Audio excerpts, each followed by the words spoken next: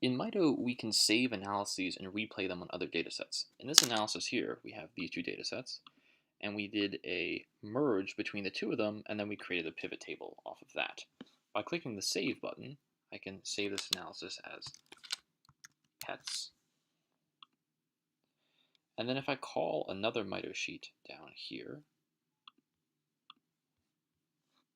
I just use Mito sheet.sheet to do that. We get another blank Mito sheet, and I can hit replay to apply one of my saved analyses. So I'll click pets. First, before we do that, we can see the steps that take place in that analysis, and then by clicking these buttons here, I can apply this analysis. I have to match up where I want my new datasets to fall into position of the old datasets. So where airport pets was taking place, I want to put airport pets 2015, and where zip code data 2010 was taking place, I want to put zip code data 2015.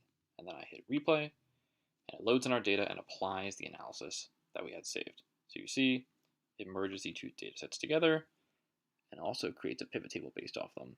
And it also generates the equivalent code for the analysis.